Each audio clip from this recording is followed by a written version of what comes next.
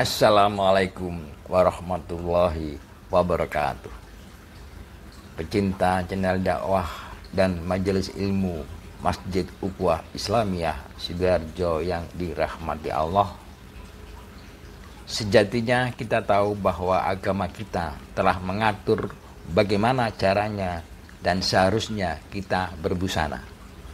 Tapi setiap saat kita menyaksikan bagaimana orang lain berbusana di lingkungan tempat tinggal kita, di tempat kerja, di media elektronik, maupun di media sosial.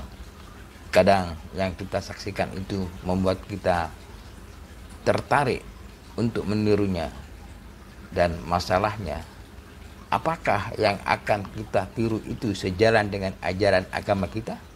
Mari kita segarkan kembali pemahaman kita melalui kajian tematik doktrin berbusana dalam Islam berikut ini, yang akan dibawakan oleh Al-Ustadz Dr. Haji Abdussalam Nawawi MAG. Dan jangan lupa subscribe dan share channel ini, semoga akan menambah khasanah ilmu dan wawasan kita, sekaligus menjadi amalan dakwah yang dicatat Allah sebagai amalan yang baik. Amin. Wassalamualaikum warahmatullahi wabarakatuh.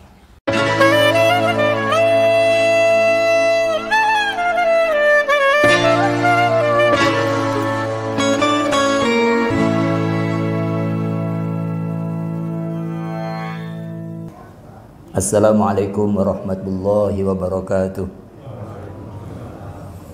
Bismillahirrahmanirrahim. Alhamdulillah alladzi bi ni'matihi tatimmus shalihat. Wassalatu wassalamu ala sayyidis sadat sayyidina wa habibina Muhammadin wa ala alihi wa sahbihi wat tabi'ina wa tabi'ihim bi ihsanin fi adail hasanat wa tarkis sayyiat. Amma ba'du, subhanaka la ilma lana illa ma 'allamtana innaka antal alimul hakim. Allahumma arinal haqqa haqqan warzuqna husna ittiba'i wa arinal batila batila warzuqna husna ijtinabi.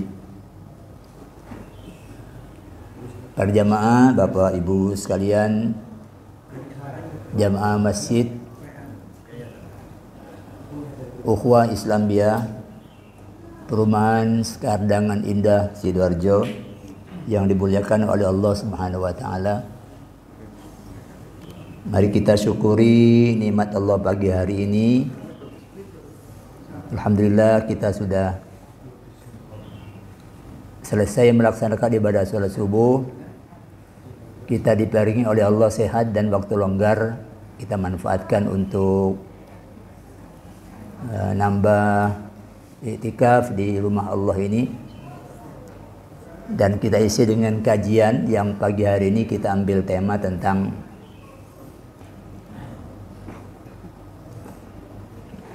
doktrin berbusana dalam Islam. Kita bertolak dari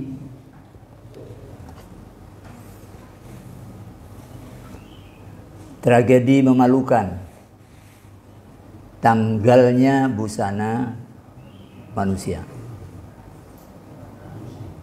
Ini terjadi pasca penciptaan leluhur kita, Nabiullah Adam dan Ibu Hawa.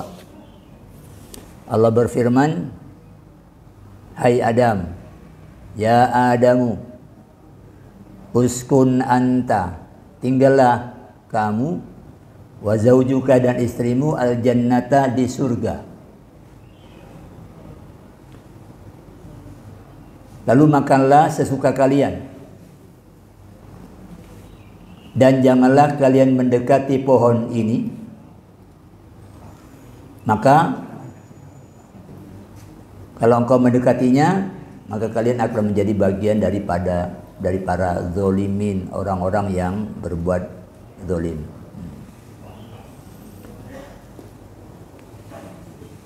Ini tidak asing buat kita. Tapi kita perlu ambil bagian yang berkenaan dengan soal busana. Karena setelah itu setan membuat was-was bapak ibu kita itu. Tujuannya apa? Demi menampakkan kepada mereka aurat yang tertutup bagi mereka. Jadi tujuan yang utama bagi iblis itu adalah untuk membuka busana mereka agar aurat terlihat satu dengan yang lain. Dan ia berkata, setan berkata,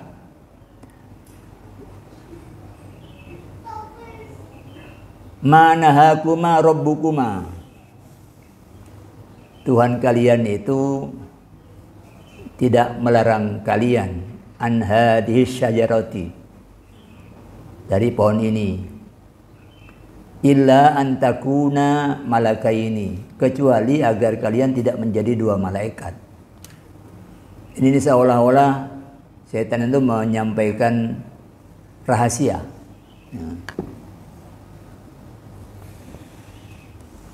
Au takuna minal khalidin, atau agar kalian tidak kekal di tempat ini. Bahkan setan bersumpah, inni lakuma minan nasihin, sungguh aku ini memberi nasihat buat kalian. Kadang-kadang orang begini nih nipu itu untuk meyakinkan calon korbannya, dia tidak segan-segan untuk bersumpah. Yang model begini sudah dicontohkan oleh iblis. Kadang dia kalau tidak konco, tidak saya kasih tahu kamu. Ini karena saya kamu konco. Seakan-akan dia memberi nasihat. Fadallahuma bighurur, lalu ia bujuk mereka dengan tipu daya. Maka ketika mereka telah mencicipi buah pohon itu, badat lahuma sawatuhuma, tampaklah bagi mereka aurat-aurat mereka. Wa tafiqa yakhsifani alaihima min warakil jannah, dan mulailah mereka menutupi diri mereka dengan daun-daun surga. Ini yang menunjukkan ini memalukan. Lepas pakaian itu, mereka kemudian sibuk mencari daun untuk menutupi auratnya. Ya, padahal kalau kita pikir tidak ada orang lain, hanya mereka berdua. Selainnya adalah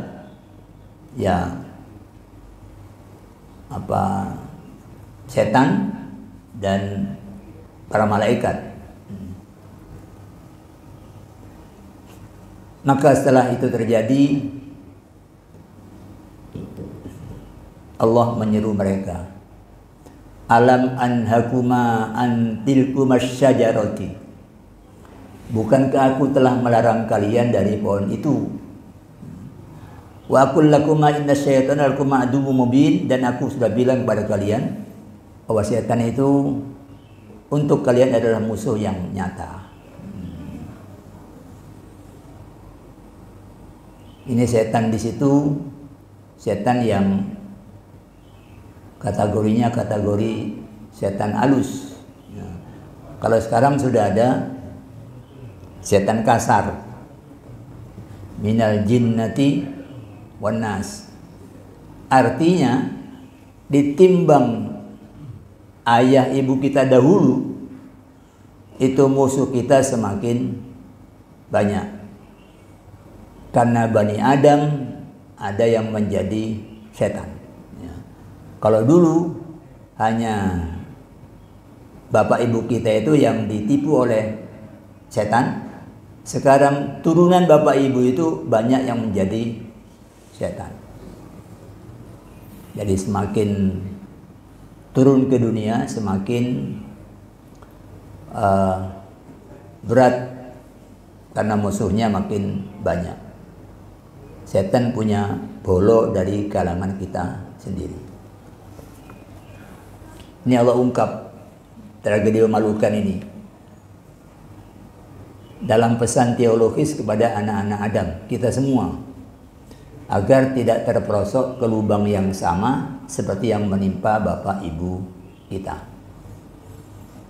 Jadi busana itu sasaran pertama. Allah berfirman, ya bani Adamah, wahai anak-anak Adam, la yaftinannakum asyaitanu, janganlah sekali-kali setan berhasil membujukmu, kama akhraja abawaikum minal jannati, sebagaimana mereka telah berhasil mengeluarkan bapak ibumu dari surga. Yanzi'u anhuma libasahuma, ia tanggalkan dari mereka busana mereka. Liyuriyahuma sawatihima, untuk memperlihatkan kepada mereka aurat mereka. Oke, ini kita jadikan titik tolak berkenaan dengan tema kita pagi hari ini. Dua fungsi busana. Allah dalam Quran menyebut fungsi busana itu ada dua. Satu, untuk menutup aurat, iwari sawatikum. Lalu yang kedua, warisan, dan untuk perhiasan. Jadi baju itu tidak semata untuk menutup aurat, tapi fungsinya adalah untuk perhiasan. Karena kita ini barangkali satu-satunya makhluk kasar yang memperhatikan itu. Memperhatikan soal tampilan yang pantas, tampilan yang elegan, tampilan yang terhormat. Ya, maknanya Allah turunkan busana itu kepada manusia agar manusia itu berada dalam kondisi yang bagus, karimal madhar, tampilannya mulia, jamilal hindam, perawakannya indah, mutamatti'an bima khalaqallahu lahum min libasin, itu dengan memanfaatkan, menikmati apa yang Allah ciptakan berupa pakaian. Jadi menikmati pakaian itu adalah bagian dari mensyukuri nikmat Allah. Jadi jangan justru kita kurang-kurangi itu pakaian kita, ya. Sehingga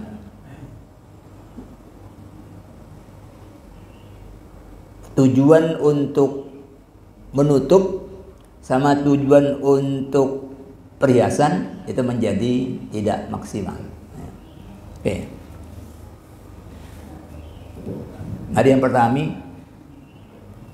pertama, busana untuk menutup aurat. Apa itu maksud menutup aurat? Menutup aurat itu adalah membuat aurat tersembunyi.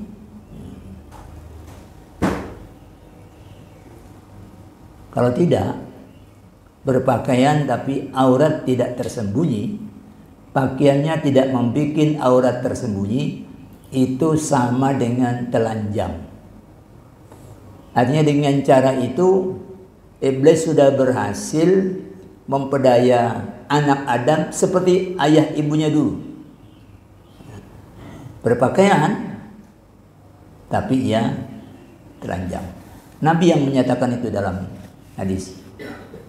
Jadi kata beliau,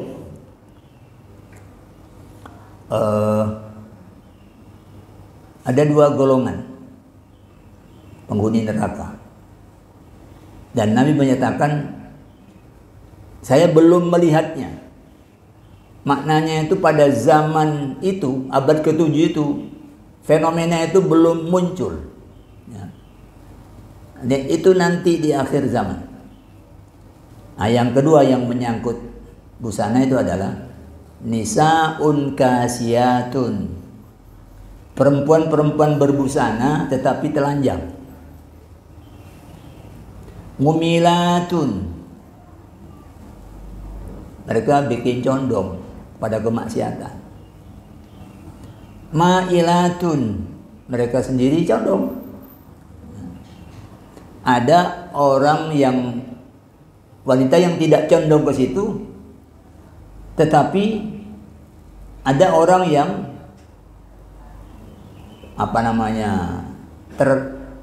tertarik dan ingin melakukan sesuatu yang serong dari hukuman Allah. Tapi ini enggak. Yang ini itu dia sendiri itu condong, sehingga bikin condong orang lain untuk berbuat maksiat. Lalu Nabi menyebut ru'usuhunna kasnimatil bukhti al-ma'ilah. Kepala mereka itu kepala mereka laksana punuk-punuk unta bakhtia. Bakhtia itu baktria. Ini salah satu jenis unta yang kayak gambar ini, ya. Yang miring. Dia punya punuk dua dan punuknya itu miring. Ini sebagian ulama memaknai itu kepalanya berlenggak-lenggok. Ya. Jadi kalau ada fashion show itu, ya, itu biasanya peragawati itu jalannya itu dilipat-lipat, semua ke tengah, kanan ke tengah, itu kiri ke tengah, hingga jadinya dia berlenggak-lenggok. Nggak tahu ya siapa yang melatih dulu itu, kok nonton melakunya itu loh. Padahal melaku biasa ya kanan jari kanan, kiri ya di kiri. Ini enggak, ke tengah, yang ini ke tengah, yang ini ke tengah. Akhirnya dia itu kadang-kadang 17 Agustusan ditiru sama anak-anak kita. Ya. Melakunya seperti model-model terkenal di Paris. Ya. Oke. Ini walaupun dibilang ini untuk perempuan, karena perempuan itu adalah pasangan laki-laki, bisa terjadi juga pada laki-laki. Nah. Kita lihat berbusana tapi telanjang itu bisa terjadi karena satu, bahannya tembus pandang. Zaman lama dulu ada pakaian yang populer di kalangan ibu-ibu itu, entah namanya apa ya, apa brokat apa sebutannya dulu itu. Itu ada variasi daun, bunga, tapi antara daun bunga itu dia transparan. Kayak ya nutup tapi kelihatan.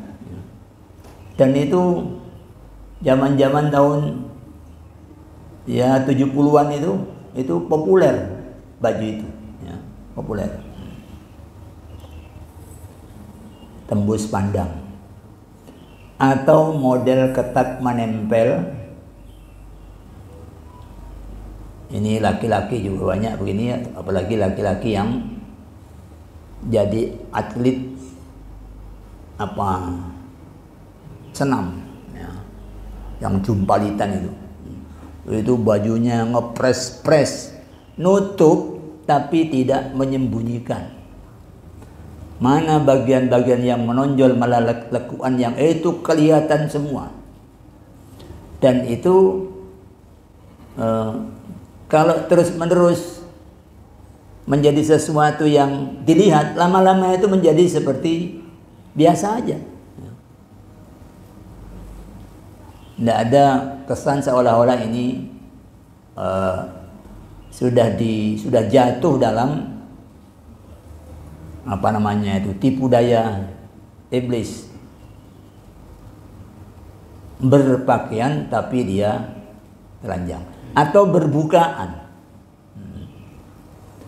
komplit tapi ada yang dibuka, ya. Ada belahan-belahan di tempat-tempat tertentu yang kalau dia melangkah kelihatan yang kanan, kelihatan yang kiri.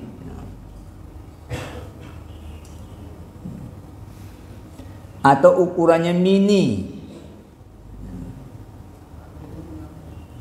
Beli kain mampu, tapi yang dibuat baju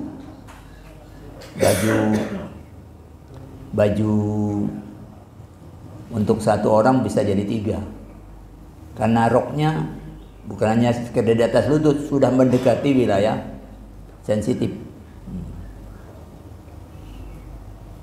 Tidak sedikit itu yang kerja di sektor-sektor layanan publik itu mengandalkan cara berpakaian seperti ini.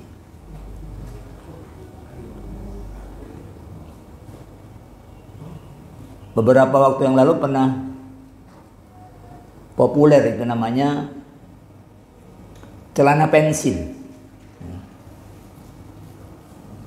Saya kalau ngajar kemudian ada masih pakai celana pensil, ya tidak pakai dalil. Dia bilang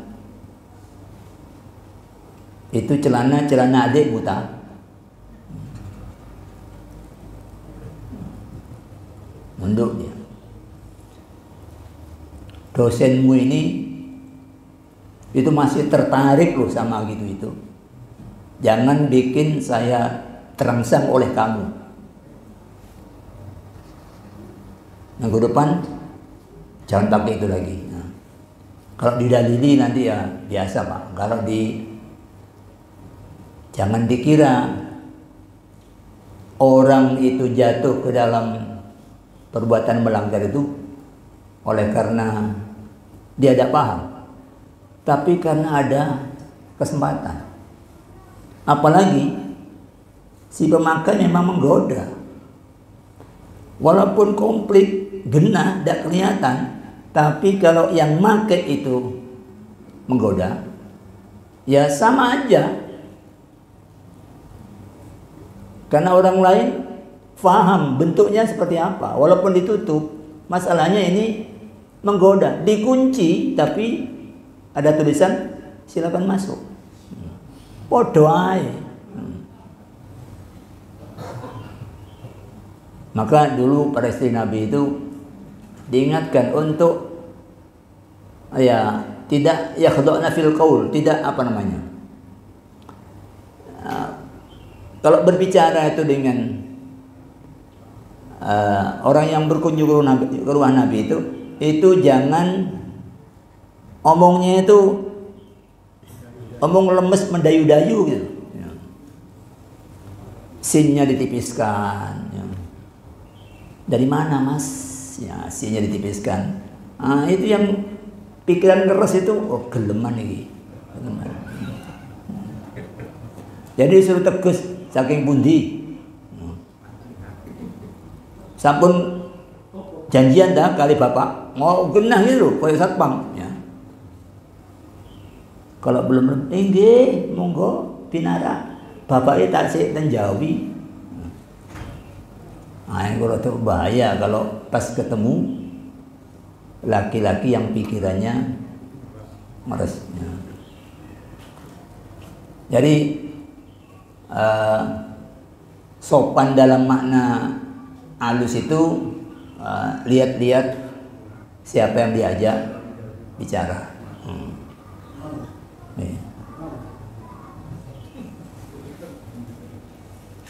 Sekarang lokasi berbusana. Di mana ini? Areanya di mana? Ada perintah di Quran. Ya bani Adam, wahai anak-anak Adam, khudhu zinatakum inda kulli masjidin. Kenakan busana indahmu di setiap masjid.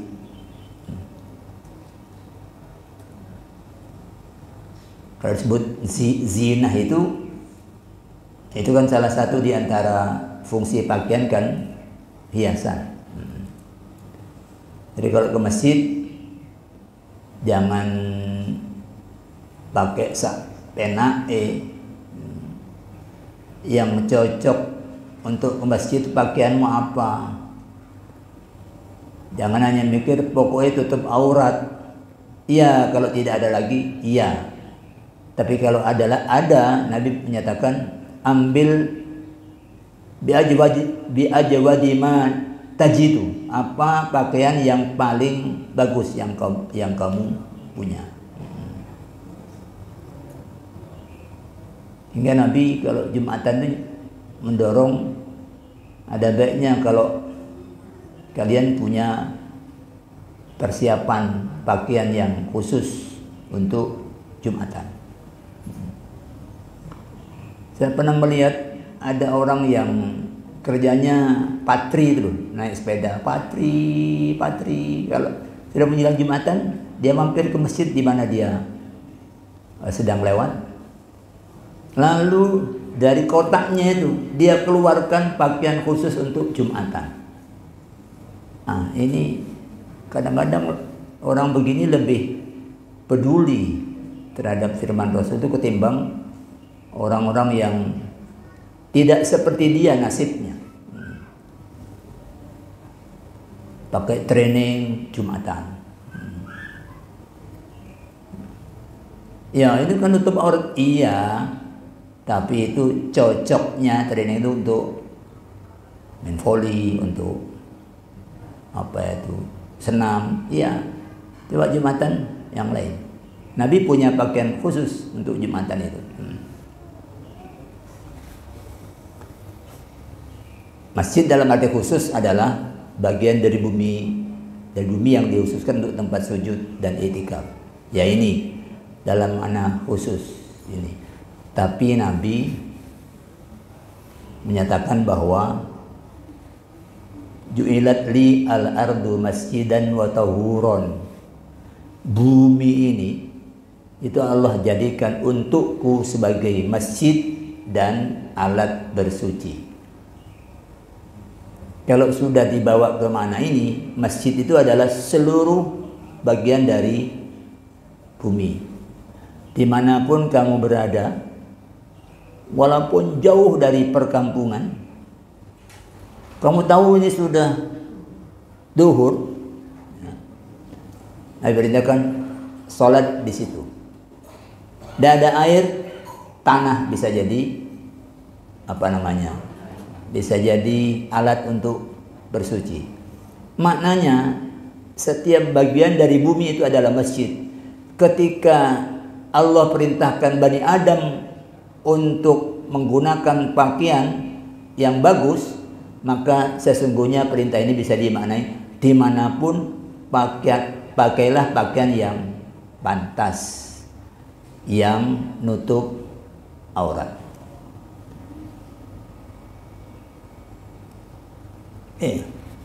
Nah, kalau sepi bagaimana ini? Ini sendirian. Sudah dijamin gak ada yang lihat karena kesasar sendirian.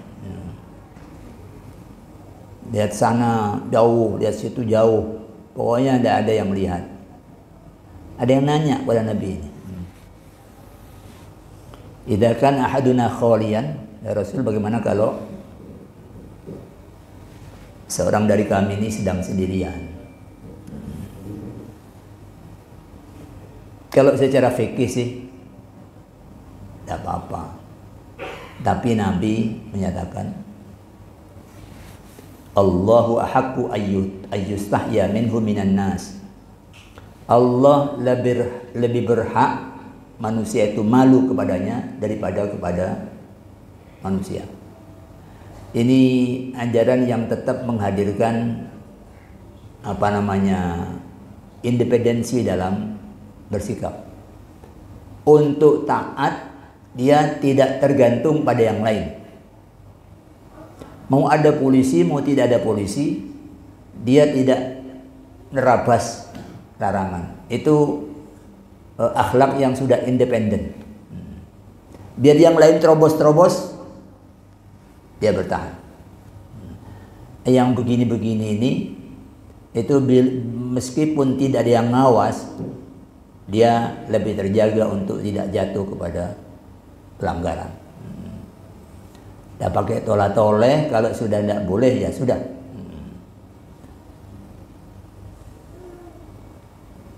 Loh, itu kan tidak ada hadisnya, Pak. Lampu merah itu. Iya, nggak ada. Tapi Quran menyatakan orang beriman itu taat Allah, taat Rasul, taat ulil amri. Jadi jangan atas nama Islam lalu sembrono terhadap ulil amri. Islam itu hanya menyatakan kamu baru tidak boleh taat jika ulil amri menyuruh maksiat. Kalau tidak, ketaatan kamu adalah manifestasi dari iman kamu. Jadi beragama, bermasyarakat itu pengejuatan dari iman.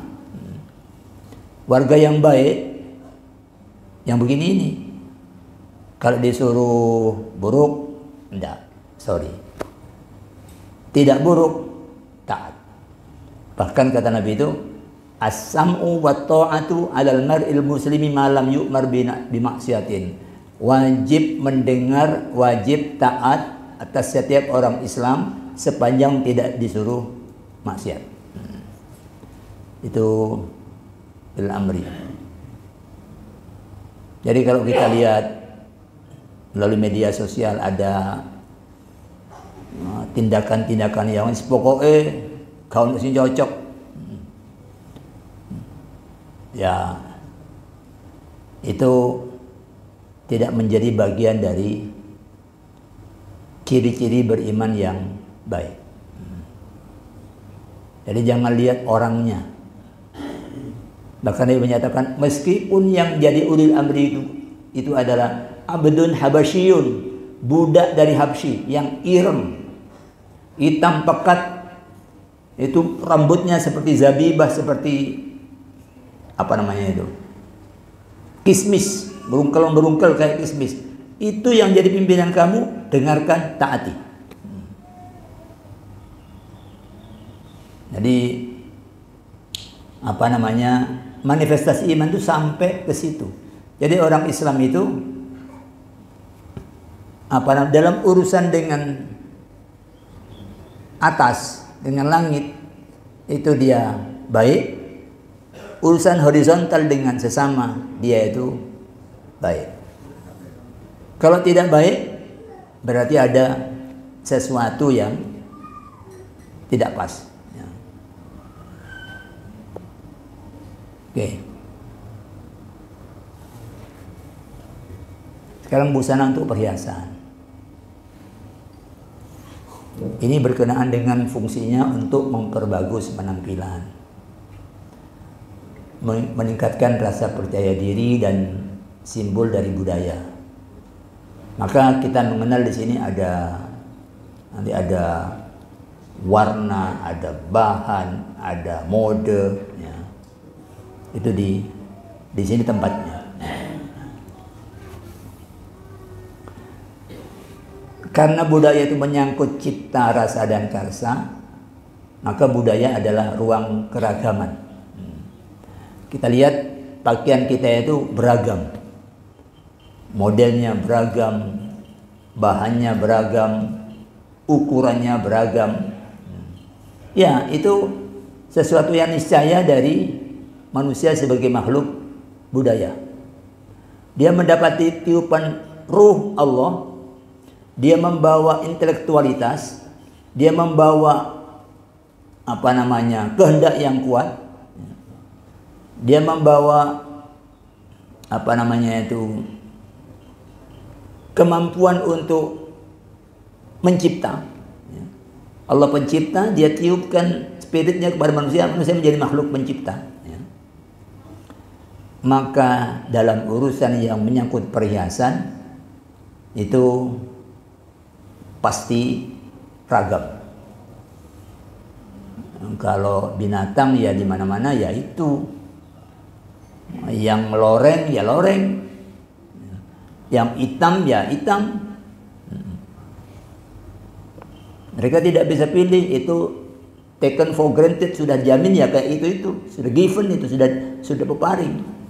Tapi manusia tidak. Dia bisa membuat model baju yang pantas, yang bagus, yang membuat orang itu tampil elegan, tampil terhormat.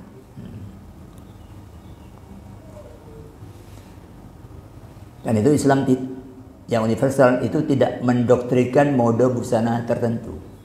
Nggak ada yang harus model ini, nggak ada. Busana Nabi itu beragam. Ini ada beberapa. Satu, Nabi itu berselendang kain katun. Jadi Nabi pernah keluar ke masjid. Ini beliau sudah sepuh, sudah minta papah ke Usama bin Zaid, itu cucu dari anak angkat Zaid, itu anak angkat, ini anak Zaid. Beliau itu berselendang, kayak berselimut kain katun. Ya. Lalu Nabi salat mengimami mereka. Ya, itu satu pola. Tidak harus orang yang jadi imam kemudian harus pakai kain katun yang diselimutkan gitu. Nah, ini salah satu bentuk. Yang kedua, Nabi pakai busana hibaroh. Hibaroh ini baju katun bermotif garis-garis, diproduksi di Yaman. Bahkan Nabi juga pakai jubah Romawi, dikasih hadiah oleh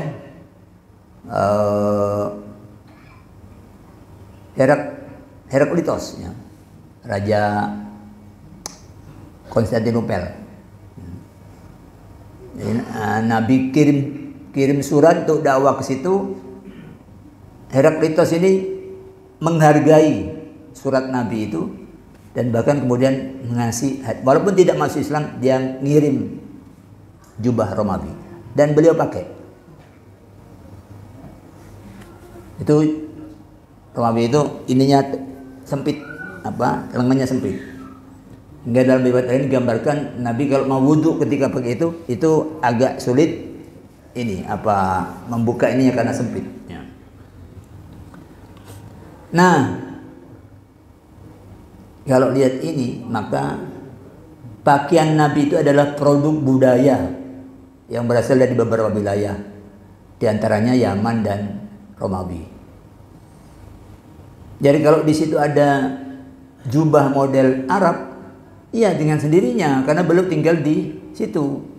Tidak ada malaikat yang ditugasi Allah untuk membuat model baju Nabi, untuk jahit, tidak ada. Itu produk-produk pasar, produk-produk pasar. Ya. Yang mau pakai seperti itu ya monggo, mau pakai seperti baju Cina ya monggo. Ya. Yang penting fungsi sebagai penyembunyi aurat dan fungsi sebagai perhiasan itu kena, karena Allah menurunkan dengan maksud itu. Busana berwarna. Ya. Ini beliau digambarkan. Beliau itu pakai busana merah membungkus tubuhnya, dengan perawakan beliau yang sedang, baunya yang bidang, rambutnya yang lebat, pakai baju merah itu. Ini Al-Bara menyatakan, aku tidak pernah melihat sesuatu pun yang lebih tampan dari beliau, menggambarkan ketika pakai baju merah itu. Ya. Ada juga baju kuning. Ini Abdullah bin Umar, dia mencelup baunya dengan baju kuning. Itu ditanya oleh Ubaid, kok kamu pakai baju kuning? Dia menjawab bahwa aku melihat Rasulullah mencelup bajunya dengan baju dengan warna kuning itu. Maka aku senang mencelup dengan warna itu. Ya. Tapi ini tidak usah dijadikan kampanye untuk partai yang warna kuning. Ya. Nah, ini yang penting untuk meletakkan pada konteksnya. Nabi melarang busana yang dicelup dengan za'faron. Sebagian menyatakan za'faron ini menghasilkan warna merah. Ya. Tapi ini lebih pada fokus bahannya itu dari za'faron, celupannya za'faron. Sehingga kalau pakai media yang lain tidak masuk. Lalu usfur, dicelup dengan usfur melahirkan warna kuning. Ya. Ini Nabi tidak suka karena itu jadi ciri khas orang kafir. Ya ketika itu, ya, yang namanya ciri khas itu tidak abadi. Ketika itu orang kafir ciri khasnya pakai warna kuning. Jadi Nabi tidak suka. Kemudian berlebihan dengan maksud sombong. Di antaranya adalah pakaian juntai yang menyeret tanah. Saya kira kita perlu perhatikan ini karena kadang-kadang ada yang jadi manten terus ininya juntai model burung merak, di belakang ada yang pegang. Kan gopo itu apa? Larang. Maksudnya apa? Ya. Wong manusia sapi kok dibikin seperti burung apa itu? Merak ya, yang ekornya panjang. Kemudian yang keempat, yang mengaburkan identitas jenis kelamin. Yang kelima, terbuat dari sutra untuk laki-laki. Yang begini-begini penting diperhatikan. Tentu bukan sutra sintetis, tapi sutra yang dibuat dari bahan yang dari urat sutra itu. Ringkasnya, Islam mempersilakan pemeluknya mengenakan busana dari bahan, warna, dan model apapun sepanjang satu, menutup dalam arti menyembunyikan aurat. Jangan dibikin ngepres, berjilbab tapi ngepres ini, kelihatan itu. Saya masih ketemu dengan, di lingkungan saya ini masih ketemu dengan laki-laki yang jalan pagi ngepres, istrinya juga ngepres, celananya ngepres, tapi jilbaban itu yang ditutup cuma kepalanya, selebihnya itu terbuka karena kelihatan besarnya seperti apa, bentuknya begitu kelihatan. Jadi nampil itu tetap dengan prinsip tidak mengeksploitasi aurat. Saya kira ini renungan kita pagi hari ini berkenaan dengan pakaian. Ini penting untuk kita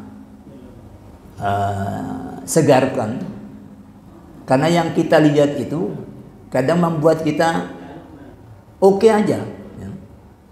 Membuat kita lalu seperti jadi biasa gitu. Nah, tidak ada sensitivitas bahwa ini sudah jatuh ke dalam perangkap setan yang dulu telah mengecoh bapak ibu kita. Oke, saya kira itu. Kalau ada yang ingin diklarifikasi, monggo. Ya. Bismillahirrahmanirrahim. Assalamualaikum warahmatullahi wabarakatuh. Waalaikumsalam warahmatullahi wabarakatuh. Tadi disampaikan di dalam surat Al-A'raf ayat 32, kalau ke masjid pakailah pakaian yang bagus, dipilih pakaian yang baik.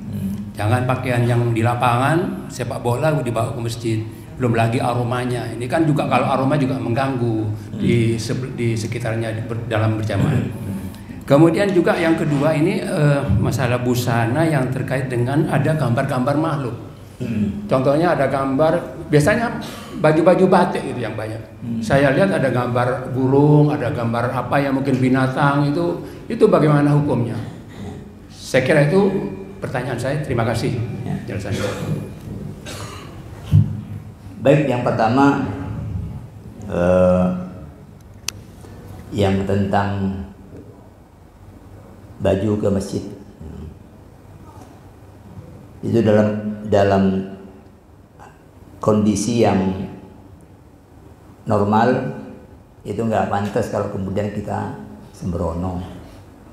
Habis tampil sebagai badut Jumatan dengan pakai pakaian badut, itu mengganggu orang, Pak.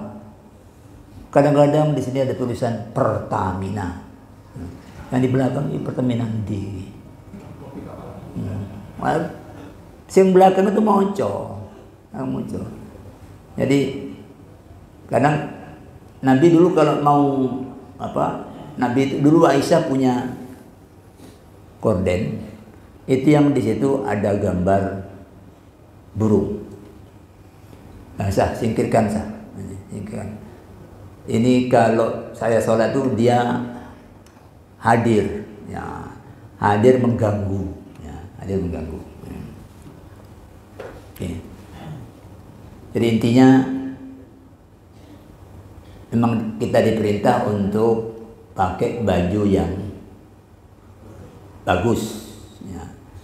Wong ini mau ketemu sama yang menurunkan baju dan dia tahu kita punya baju seperti apa, kok kita milih sak penae sarungan tapi miring-miring gak ditoto, ya. Kopiah juga gak ditoto, ya. Iki opo iki, ya. Itu dari sudut logisnya itu seperti itu, Pak, ya, itu. Ya, tapi kalau tidak ada yang lain, ya mau apa? Seperti dulu Salaba yang gantian sama istrinya, habis sholat dia segera pulang karena kain itu mau segera dipakai oleh istrinya sholat, ya.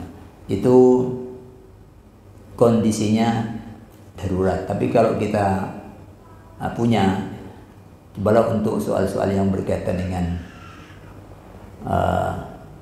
yang Allah perintahkan itu digugu, ya. Jangan sampai kok kemanten lama di cermin, ke masjid saonoe, ya. Oke. Yang kedua tentang gambar, pendapat ulama mengenai ini itu memang terbelah, ya. Ada yang menyatakan gambar itu berkenaan dengan sikon, ya. Sikon zaman itu adalah sikon di mana orang baru lepas dari menyembah makhluk, ya. Menyembah batu yang dibentuk, ya. Bahkan kadang menyembah tepung yang dibentuk, ya. Yang dilibatkan sahabat Umar ketika tahu anaknya ternyata perempuan, kan langsung ditanam hidup-hidup di tempat yang sepi, yang dia ngajari anaknya untuk berburu. Baru tahu kalau istrinya menyembunyikan alat kelamin anak itu, sehingga anak itu mau pipis, Umar buka, oh ternyata kok perempuan. Kemudian itu zaman jahiliyah, kemudian oleh Umar ditanam langsung, anaknya bantu ketika gali, dia ditanam. Lalu tidak ada media untuk persembahan. Roti yang dia bawa itu dia bentuk, lalu dia dia. Nah, di zaman ini konteksnya adalah untuk mencegah kembalinya orang ke dalam syirik, ya.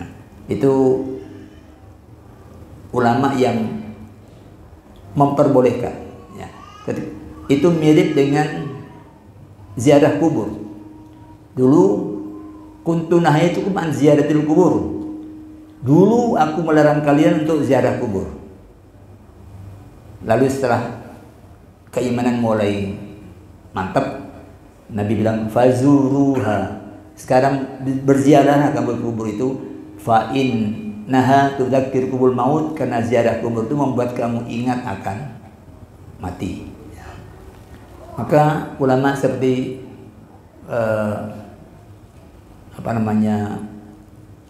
Pak Quraish Shihab, ya, itu menyatakan tidak apa-apa karena itu sudah tidak punya efek untuk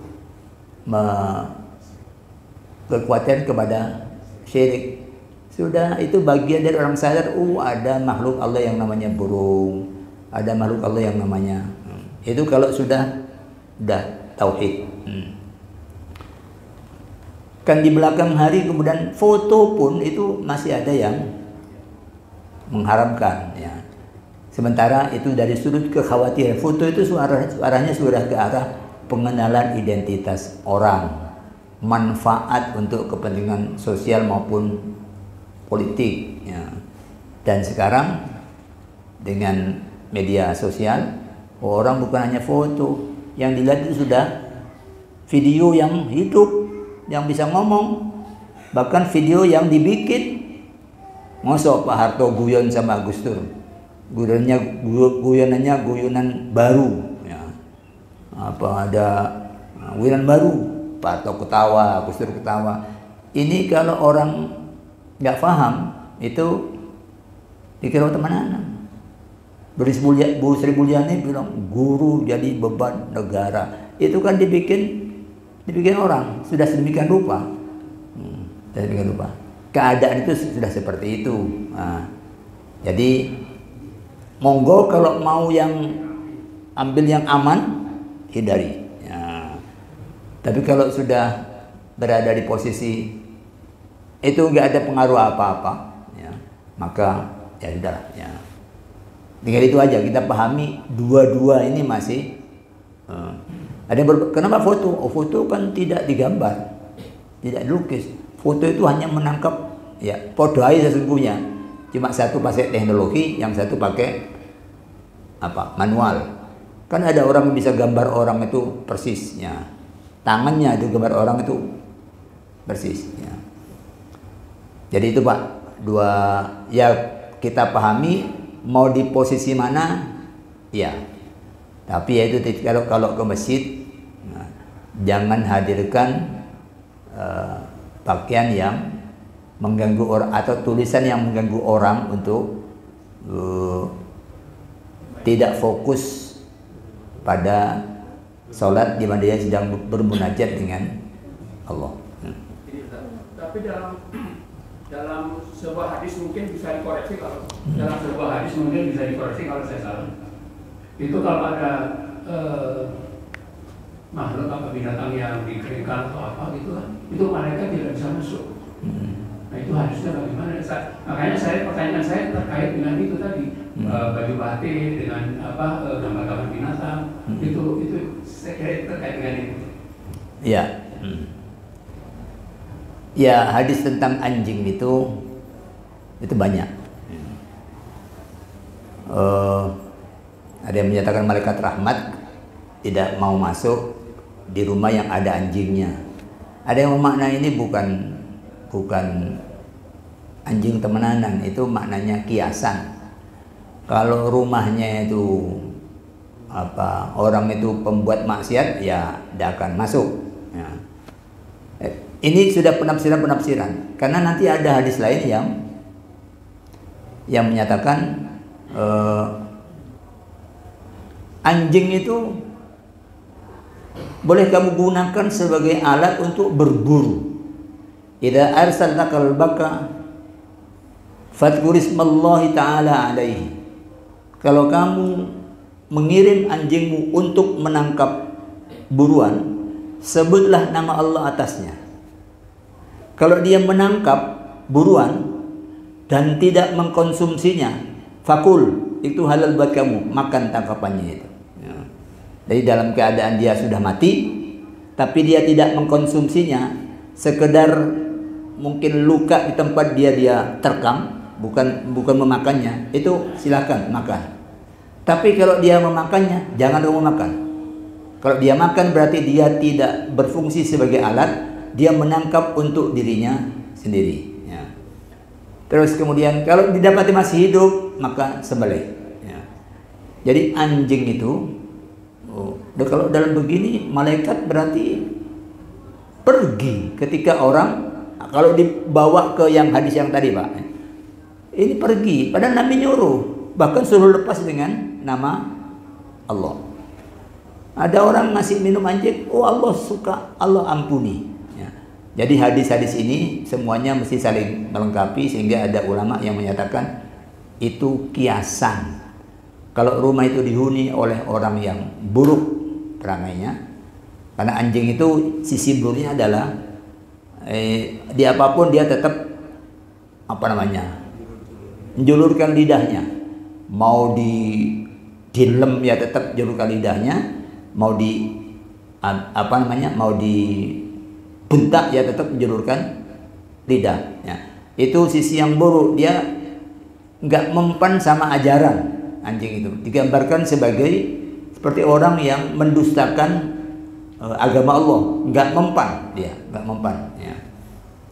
Jadi seperti itu konteksnya, sehingga ini tidak bisa hitam putih, ya, tidak bisa hitam putih. Ya. Kadang-kadang kalau sudah ke situ, anjing menjadi sasaran kedoliman. Wah ini gara-gara ini ya, malaikat datang bunuh aja. Kadang-kadang menjadi begitu, perluasannya itu, hingga bisa tetap kita pahami dengan konteks yang moderat, ya. Ya gitu itu Pak. Ya. Enggak baca.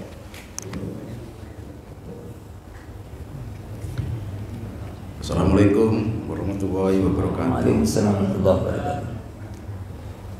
Mungkin ini saya minta penjelasan agak bergeser sedikit dari konteks pembicaraan pagi ini ya Pak Ustaz. Tapi ada kaitannya dengan masalah keindahan itu Pak Ustaz.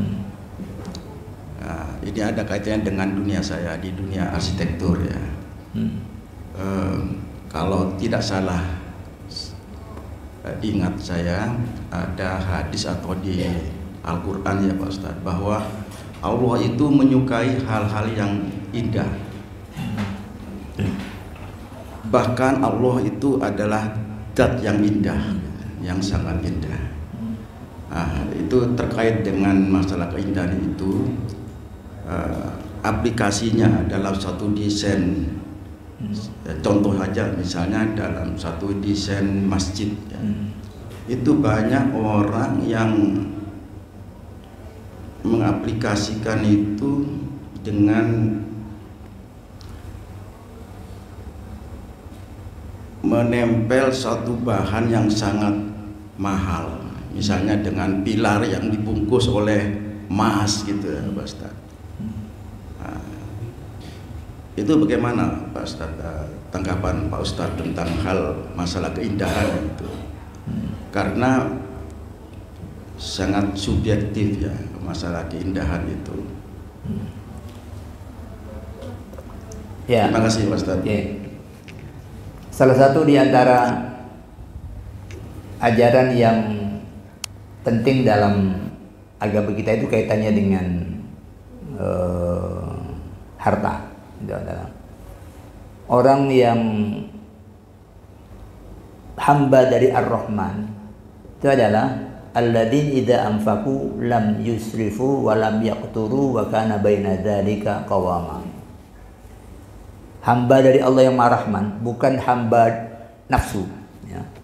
Itu adalah orang yang belanjanya itu moderat. Lam yusrifu, ia tidak boros. Walam yakturu, dan dia tidak kikir. Wa kana baina dzalika qawama, belanjanya itu berada di antara boros dan kikir. Ukuran boros dan kikir itu adalah manfaat. Ya. Kalau manfaatnya tidak dilarang, belanja karena dia manfaat. Ya. Tapi kalau tidak manfaat, dia belanjakan itu, dia boros. Ya. Manfaat tapi dia tidak mau belanjakan, dia kikir. Letakkan dalam timbangan ini, ya. Karena dalam Islam itu untuk yang suami yang mampu itu berilah nafkah sesuai dengan keluasan kemampuannya. Suami yang sempit rezekinya, ia berikan nafkah sesuai dengan kesempitannya. Dan itu letakkan dalam timbangan moderasi. Ya walaupun suke, tapi ya jangan bikin sepatu dari emas, bikin gigi semuanya diganti dengan emas. Ya. Nanti kalau nyengir itu orang ulap. Ya, ya yang wajar, yang moderat. Kalau kemudian ada ini bagian-bagian tertentu, oh ya oke, bagian dari menikmati. Tapi kalau kemudian emas semua, itu nanti di surga tempatnya, yang namanya istana emas itu tempatnya di surga. Sekarang pokoknya timbang-timbang dengan kepantasan, ya, kepantasan. Ya. Kalau itu yang diperlukan karena emas itu tidak karat, ini tidak, ya oke lah, oke. Dan ada dananya, oke. Tapi kalau kemudian dananya ada di sekitar yang melarat banyak, loh kok malah dibuat tiang? Nah, ini kebangetan, itu kebangetan. Maka dulu ketika kemakmuran terjadi itu ada khalifah itu yang bikin apa dari kubah, itu ada kubah, bukan kubah emas Jakarta ya, yang itu mungkin cuma warna aja. Ini kubah di Aqsa itu ada yang dibuat dari emas ya. Untuk zaman itu kalau ada tambang emas yang kuat di suatu negara ya bisa aja. Yang penting itu tetap dalam ukuran-ukuran moderat ya. Itu aja, tidak bisa didetilkan karena ini menyangkut soal timbangan ya, timbangan. Oke, saya kira itu cukup ya. Ya intinya soal busana, mari kita jangan tinggalkan dua hal yang penting. Satu, menyembunyikan aurat. Yang kedua, perhiasan yang pantas ya. Yang pantas, jangan sampai orangnya kurus pakai jaket yang melembung sehingga kemudian seperti apa orang yang mau naik ke ruang angkasa ya. Nggak pantas lah ya, cari yang pantas, yang elegan, yang terhormat. Semoga manfaat. Aku qouli hadza wa astaghfirullah li wa lakum. Wassalamualaikum warahmatullahi wabarakatuh.